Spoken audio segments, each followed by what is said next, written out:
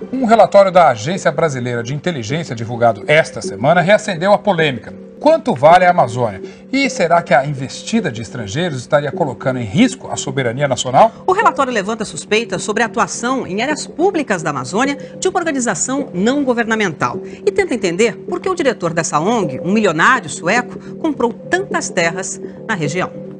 Este homem, o multimilionário sueco Johan Elias, começou a ser investigado pela Agência Brasileira de Inteligência, a ABIN, no ano passado. Chamaram a atenção da agência as notícias da imprensa estrangeira de que ele estaria comprando, desde 2005, muitas terras na região amazônica com o argumento de proteger a floresta. As terras, nos municípios de Manicoré e Itacoatiara, somam 160 mil hectares, área maior que a cidade de São Paulo. As investigações da ABIN ainda não são conclusivas, mas um relatório preliminar informa que nenhuma terra na Amazônia está registrada em nome dele. O que a ABIN já conseguiu descobrir é que os negócios de Johan Elias no Brasil seriam feitos por meio de um fundo de investimentos que comprou terras da madeireira Ghetal. O sueco seria, segundo a ABIN, o principal controlador desse fundo. O fundo de investimentos é registrado nos Estados Unidos, no estado de Delaware. O que dificulta a investigação da ABIN é que a legislação de lá não permite a divulgação dos nomes dos sócios das empresas. No relatório, a ABIN destaca que esse controle indireto da terra não é ilegal, mas uma forma de aproveitar lacunas da legislação brasileira para comprar terras na Amazônia. Além dos negócios feitos através do fundo de investimentos, Johan é um dos fundadores da ONG Cool Earth, que atua na Amazônia e também é investigada pela ABIN. A agência identificou 5 áreas, num total de 145 mil hectares, que seriam administradas pela ONG. 2 dessas áreas, segundo a investigação, levantam suspeitas. Cristalino e Teles Pires, na divisa dos estados de Mato Grosso e Pará, somam 130 mil hectares. Teles Pires está em terras públicas do governo, o Parque Estadual do Cristalino, em Mato Grosso, e uma área da Força Aérea Brasileira, na Serra do Cachimbo, no Pará.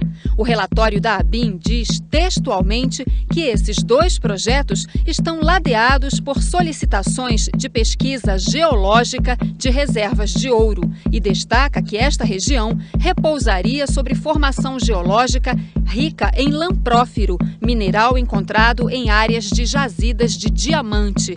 O relatório informa ainda que, diferentemente do que atesta o certificado emitido pela ONG, há áreas já desmatadas e 2 pequenas centrais hidrelétricas nos rios Nhandu e Rochedo. Pela internet, a Cool Earth pede doações para preservar a floresta amazônica. Segundo a ABIN, há indícios de que a cobrança seja uma fraude. A agência considera mais grave o caso dos projetos em terras públicas, porque aí a ONG estaria criando direitos para estrangeiros sobre terras brasileiras à revelia das leis nacionais. No site do Cool Earth, a primeira coisa que você nota é que eles estão te convidando para dar uma contribuição, fazer uma doação e proteger assim uma região da floresta amazônica. Então está confirmado aqui agora, por 35 libras, que é mais ou menos 113, 115 reais, eu então já contribuo para um pedaço de floresta amazônica ser protegido. Já recebi aqui um e-mail confirmando a minha doação, vou imprimir e vou ter então no papel essa confirmação aqui. Esse é o meu certificado de doação, dizendo então que eu sou responsável para proteger uma região equivalente a meio acre e lá eu vou conservar então 130 toneladas de dióxido de carbono e mais, proteger 22 árvores adultas, 6 espécies ameaçadas de animais, 322 tipos de plantas e mais de 11 mil espécies de insetos só naquela região.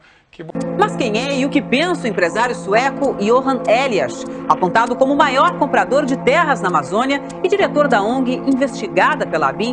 Eu conversei com ele na tarde de sexta-feira em Londres.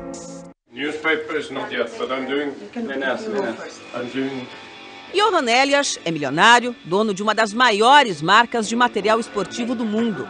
É sueco e tem cidadania britânica. Na Inglaterra, foi um dos financiadores do Partido Conservador de oposição. Mas no ano passado, mudou de lado. Agora apoia os trabalhistas e é consultor do primeiro-ministro Gordon Brown para assuntos ambientais. No Brasil, seu nome só era citado como marido da socialite paulista Ana Paula Junqueira. Mas esta semana, ele virou manchete dos jornais. As terras que comprou na Amazônia e a ONG que ele comanda estão sendo investigadas pelo governo brasileiro. Entrevistamos Elias em seu escritório em Londres. Mr. Elias, por que o senhor se interessou pela questão da floresta amazônica? Sou uma pessoa que adora árvores e que sempre se preocupou com desmatamento. Foi assim que me interessei. É certo dizer que o senhor está comprando a Amazônia um pedacinho de cada vez? Não, de jeito nenhum. Eu tenho alguma terra no Amazonas através de uma empresa que eu comprei. Esse é meu envolvimento e é para a proteção dessas terras. Quando comprou essas terras? Em 2005. Quantos hectares? No total, cerca de 160 mil hectares. 160 mil hectares é uma área maior que a cidade de São Paulo, que tem 1.523 quilômetros quadrados. O senhor pode nos dizer quanto pagou?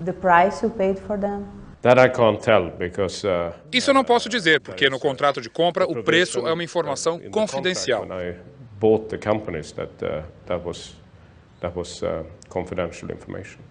O que pretende fazer com essas terras?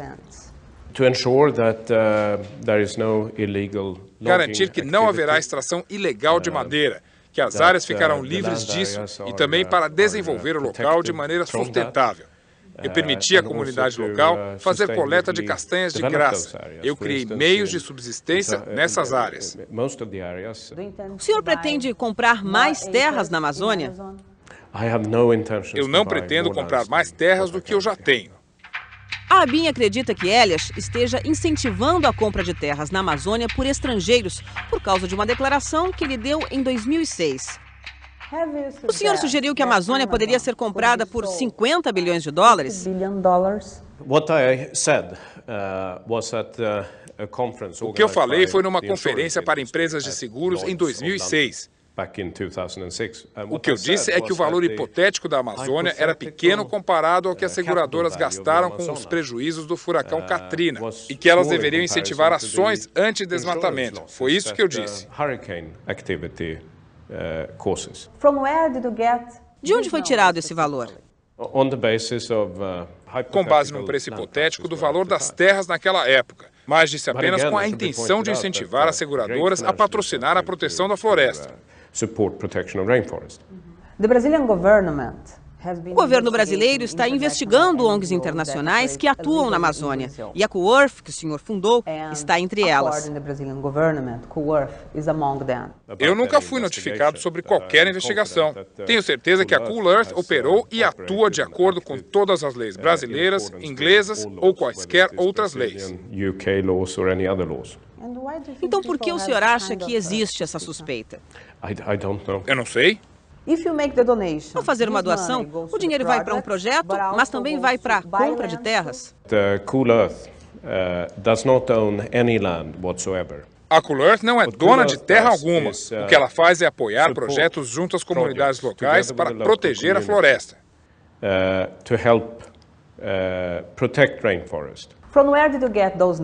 De onde vocês tiraram os números para afirmar que, com 35 libras, o doador tem garantida a preservação de 22 árvores adultas, 6 animais ameaçados de extinção e mais de 11 mil espécies de insetos?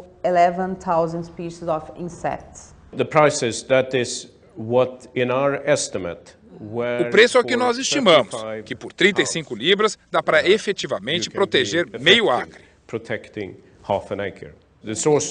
E a fonte dos números são institutos de pesquisa brasileiros e internacionais. Na sua opinião, a quem pertence a floresta amazônica? Pertence aos brasileiros, e é assim que tem que ser. Algumas pessoas no Brasil o veem como um invasor, alguém que veio de fora, comprou terras e quer tirar lucro delas. O que o senhor acha disso? of the Brazilian media. Acho que é uma invenção da imprensa brasileira, talvez inspirada por razões políticas, mas minhas intenções são apenas... Eu gosto do Brasil, acho que é um lugar maravilhoso, eu também gosto de árvores, floresta, estou apenas tentando ajudar a proteger a floresta amazônica. É isso.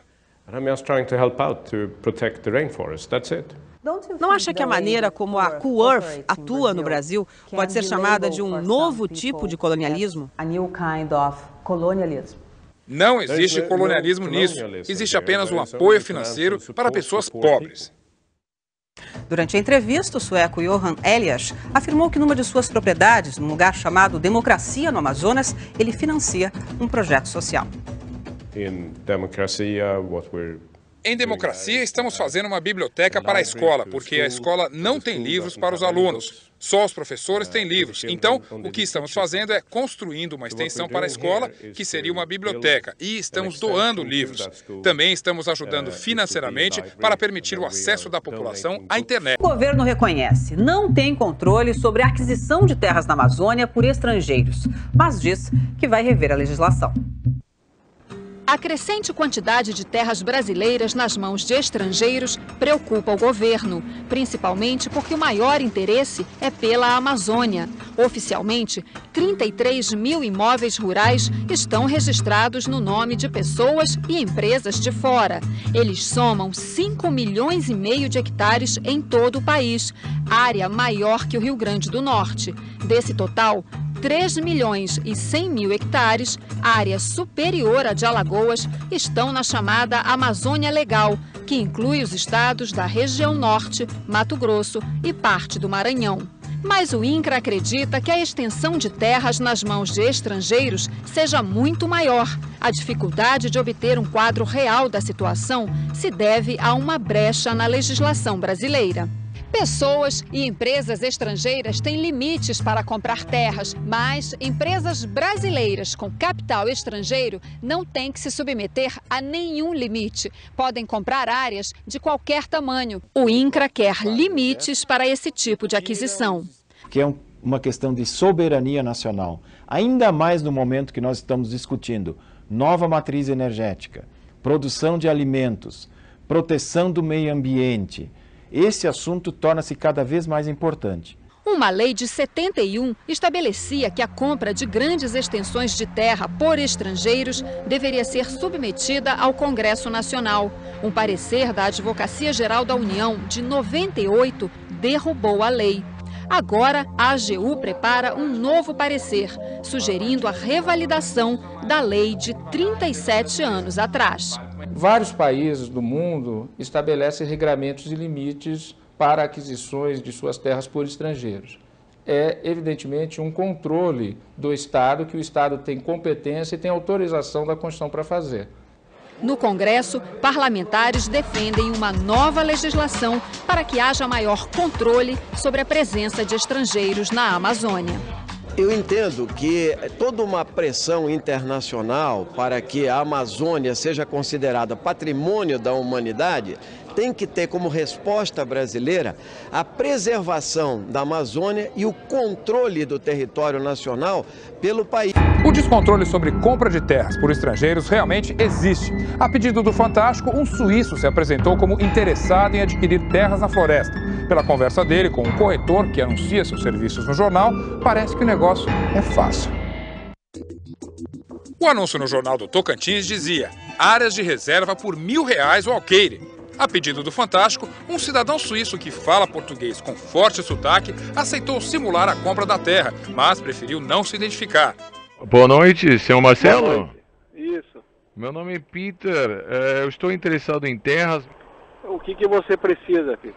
Bom, veja bem, eu estou interessado em floresta amazônica mesmo. Sim. E, bom, eu sou suíço e queria saber, eu posso comprar floresta amazônica? Terras assim, com floresta? Pode. E que tamanho que se tem para vender? Então tem 1.000 hectares, né? Sim. Tem 3.000 hectares, tem 200 hectares. Tem o tamanho que você quiser, tem. E essa floresta, ela é preservada? Ela está inteira? preservada. E que tem nessas terras? Tem Água, bicho, bastante, né? macaco, onça? Esses bichos tem. Macaco, tem onça, tem catitu. Aí com vocês é tudo documentado, né? Documentado, tudo documentado. E eu, sendo comprador, quais os documentos que eu preciso apresentar? O documento precisa lá onde você mora, né? Sim, moro aqui no Você Rio. mora no Rio, né? Sim. Faz tempo que você mora aí? Moro aqui 3 anos. 3 anos. Você já... como é que você... Eu casei com uma brasileira. Ah, então beleza. Sou casado. Beleza. Então tranquilo. Mas não tenho nacionalidade ainda, né? Então beleza, aí você pode. Uhum. A identidade CPF, né? Certo. Só. Identidade de estrangeiro. Mas aí eu posso comprar quanto terra que eu quiser. Pode. No Tocantins, nossos repórteres encontraram o corretor, Marcelo Martins, que há 8 anos trabalha com compra e venda de terras. Ele diz que na região que ofereceu ao suíço existe muita terra à venda. Hoje no Parque do Cantão, a gente tem lá mais ou menos umas 30 mil hectares. Tem escritura, todas elas são escrituradas. E há muito interesse de estrangeiros. E o estrangeiro, ele quer comprar porque onde eles moram, por exemplo, não tem mais mato, né? E eles querem comprar para preservar e compram aqui no Brasil.